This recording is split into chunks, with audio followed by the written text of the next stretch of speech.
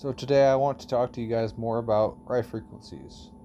This time it's going to be on 20 hertz. So 20 hertz is a phenomenal frequency for many things like athlete's foot, cancer detox, electrolyte levels. Let's see what else. Headaches due to muscle parasites, hypothyroid, clarity of thought, multiple sclerosis, muscles to relax, nerve disorders and neuropathies, spleen secondary, stammering, muscle stiffness, vertigo, wound healing, yellow fever, influenza 1997, 1998, chakra-based root, cold and head, colon problems, asthma, auto intoxication. So a lot of things, and I missed out on at least 100 of them. So, what does this tell us about rife frequencies? It tells us that we need to balance them out. Because if this one frequency does all of this, but we over apply it, let's say we are treating athlete's foot. We've gone through all of the athlete's foot sets multiple times, all of the things that could affect athlete's foot. So now you've drained out basically all of the chemicals in your foot. You've detoxed them all, but where have they gone? And let's say we go to another one I mentioned, clarity of mind. That's an interesting one. Basically, I'm trying to wrap my head around why there is so many frequencies associated with so many different things. I'm trying to figure out why these frequencies are so varied, but yet so consistent. Like, obviously, if you go to like random frequencies like 20.87, we're going to get weird things like cold 2005 TR and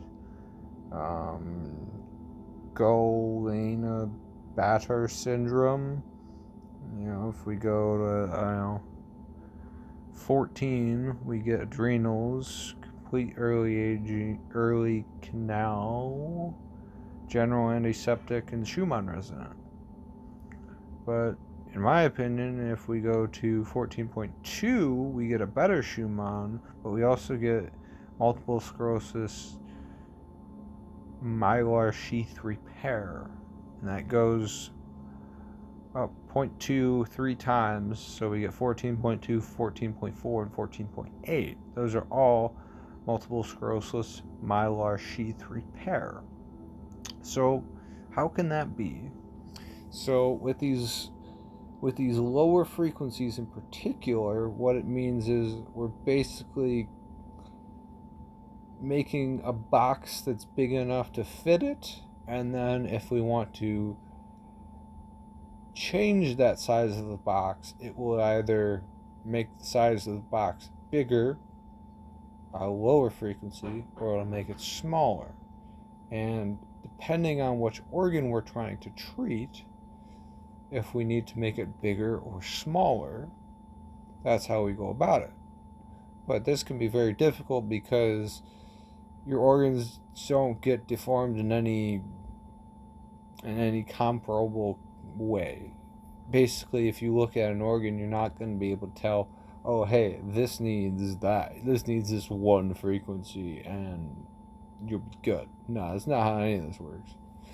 You need to go through it systematically and determine what things work well and what things don't.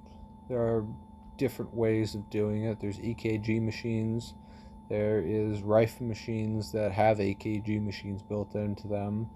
There are acupuncture clinics that just kind of know these things and how your body looks.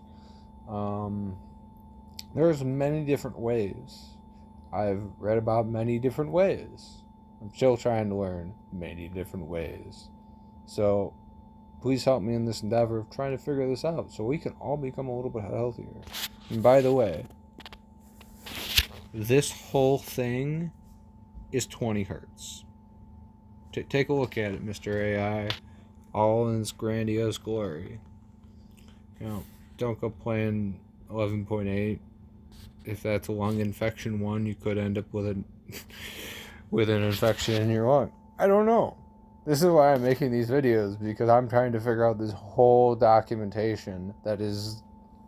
It's in plenty of scholarly papers, but if you go looking for any of this online, you're going to get a $2,000 box that says it does all of these things, but offers no information other than linking to 100 scholarly papers. You know why? Because it's easier to just go listen to someone else's work on YouTube.